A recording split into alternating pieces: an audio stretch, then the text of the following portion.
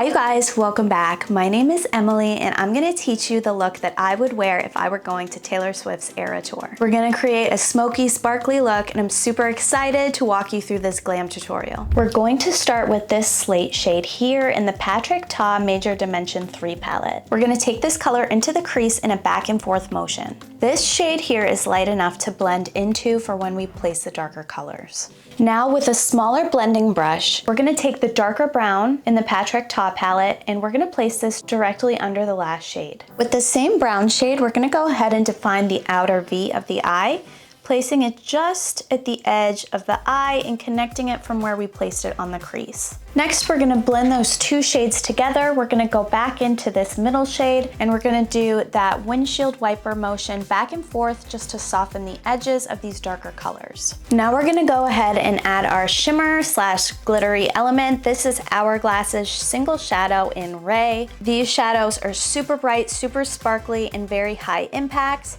You can apply them either with a brush or with your finger. I'm gonna go ahead and take the shade Ray on my finger and just stamp it on the eyelid. If you want your eyes to appear larger, you can bring the shimmer into the crease a little bit.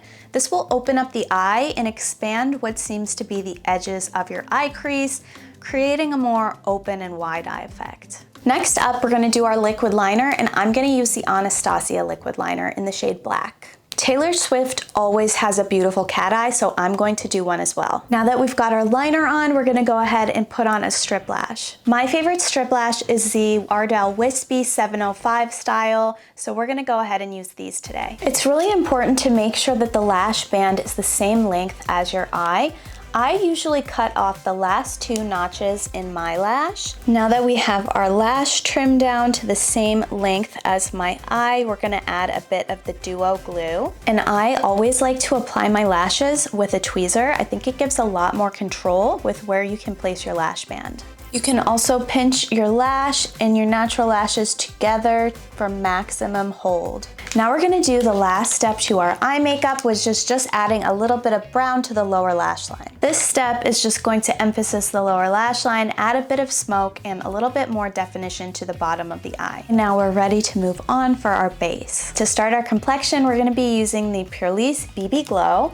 I'm using the illuminating formula, but any of the formulas are very, very good. This is a light to medium coverage and really just evens out the skin while giving a really beautiful natural glow. Now we're gonna apply our concealer. I'm gonna use Pacifica's Dream Light Glow. My shade is number 9. I like to use my concealer to add coverage in certain areas, so I'm also gonna apply it in my smile lines and on my chin. This is one of my favorite concealers because it adds a great amount of coverage but still looks really natural and wears really well. Okay, now the next step to our complexion is adding bronzer. I'm gonna use the Anastasia Beverly Hills Cream Bronzer in the shade Golden Tan. I like to apply this with a smaller brush and then blend it out with the same thing that I used on my foundation for a seamless blend. Now, like I said, we're gonna go ahead and blend that out with the same foundation brush I used. Okay, now as one of our last steps to complexion, we're gonna go ahead and apply our Anastasia Beverly Hills Pink Blush. This is in the shade Pink Dahlia. I'm gonna warm it up on the back of my hand and then apply it with my same foundation brush to give a really soft blend. If you like a more matte skin effect, then you can apply powder to the center of the face. I like to keep my powder just where I might get shiny, so on the forehead, in the T-zone, and by the chin. I'm gonna use the Florasis Blurring Pressed Powder because it's a very natural finish. Okay, and the last step before lips is eyebrows, so we're gonna use the Anastasia Brow Wiz pencil. This is in the shade Soft Brown. And I'm just gonna add a bit of definition, especially to the tail and the arch of my eyebrow. Now that we have our eyebrows on, we're gonna go ahead and do the last step of this tutorial, which is our lips. I'm using a very nude brownish shade for lipstick,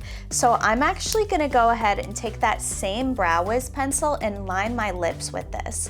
This is just gonna give me a nice crisp outline to follow in with the liquid lipstick. This is the Seis Cosmetics lipstick in the shade Successful, and we're gonna apply this to the center of our lip. A little bit of this goes a long way. Because this is a stain, it will last a very long time. Stains can also be a little bit dry, so we are gonna add gloss on top, but first we're gonna wait for it to dry. I want a really sparkly lip for this look, so we're gonna use the Ring of Color lip gloss. This is in the shade Daria. This is gonna add hydration, a little bit of color, and also glitter. The lip really tied together this look. Now the last step is our Eras Tour outfit.